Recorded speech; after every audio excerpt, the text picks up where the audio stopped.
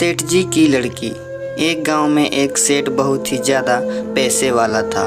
उस सेठ के घर में उसकी पत्नी और उसकी एक कविता नाम की बहुत ही सुंदर बेटी रहती थी। तभी उस सेठ ने अपने एकलौती बेटी कविता का रिश्ता दूसरे गांव में एक बहुत ही ज़्यादा अमीर घर में करवा दिया।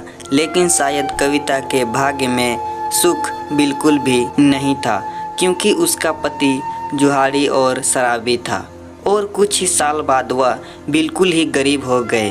तभी कविता की ऐसी हालत देखकर सेठानी रोज सेठ से कहती कि आप इतना दान धर्म करते हो, मगर क्या आपको अपनी बेटी की परेशानी बिल्कुल भी नज़र नहीं आती? उसकी मदद क्यों नहीं करते?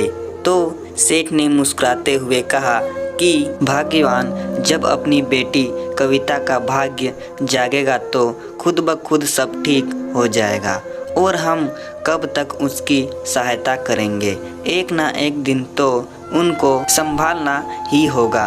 तभी एक दिन उस सेठ के घर उसकी बेटी कविता और दामाद उससे मिलने आते हैं। तो उसकी बेटी कविता अपनी माँ के आगे रोने लग गई, मगर सेठ अपनी बेटी कविता से भी यही कहता है कि बेटी कविता, जब तुम्हारा भाग्य जागेगा तो तुम्हें किसी से भी कुछ भी मांगने की ज़रूरत नहीं पड़ेगी। लेकिन फिर भी वो सेठ अपनी पत्नी से कहता है कि तुम अपनी बेटी को 2 बोरी गेहूँ दे देना। तो सेठानी ने जल्दी जल्दी कुछ बूंदी के लड्डू बनाकर उन लड्डुओं के बीच कई सोने के सिक्के डाल दिए और जल्दी जल्दी में अपनी बेटी कविता और जमाई को 2 बोरी गेहूं और वह बूंदी के लड्डू उन्हें दे दिए और फिर वह उन्हें एक तांगे में रख कर ले गए। तो कविता के पति ने सोचा कि इस तांगे वाले को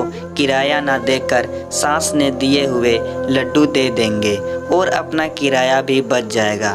तभी वह तांगे वाला उनका सामान उनके घर पर उतार देता है और तभी कविता के पति ने उसे कहा कि हमारे पास किराया नहीं है, ऐसा करो कि तुम ये लड्डू ले जाओ। तो उस तांगे वाले ने उसकी मजबूरी देखकर वह लड्डू ले लिए। लेकिन फिर उस तांगे वाले ने सोचा कि मैं इन लड्डुओं को अपने जानने वाले हलवाई को बेचकर पैसे ले लेता हूँ। तो उसने अपने गांव में एक हलवाई को वो लड्डू बेच दिए और उसके बदले कुछ पैसे ले लिए। तो उसी वक्त वो अमीर सेठ भी वहीं से गुजर रहा था। तभी उसने सोचा कि घर में बनाए लड्डू तो ख़त्म हो गए होंगे, क्यों ना मैं कुछ लड्डू घर के लिए खरीद लूं। तो हलवाई ने उस सेठ को वही लड्डू दे दिए जिन लड्डुओं को तांगा वाला बेचकर गया था। तो जैसे ही वह सेठ खाना खाने के बाद उन लड्डुओं को तोड़कर खाने लगा, वैसे ही उसने क्या देखा कि उन लड्डुओं में सोने के सिक्के निकल रहे हैं। तभी जैसे ही उसकी पत्नी ने देखा तो उसके आंखों में आंसू आ गए। तो सेठ ने सेठानी से पूछा कि क्या हुआ, तुम्हारी आंखों में आंसू?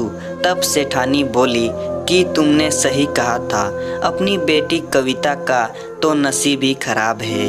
मैंने उसे तुमसे छुपकर इन लड्डुओं में कुछ सोने के सिक्के दिए थे, लेकिन यह लड्डू तो आपके हाथ में है। तभी उसने अपने पत्नी को अपने सीने में लगाकर कहा कि भाग्यवान, मैंने कहा था ना कि बिना भाग्य के किसी को एक दाना भी नहीं मिल सकता और यह लीला तो उस ईश्वर की है और जब वह चाहेगा तो अपनी बेटी कविता को किसी के भी आगे हाथ फैलाने की कोई भी ज़रूरत नहीं पड़ेगी और एक दिन उसका भी भाग्य जरूर चमकेगा।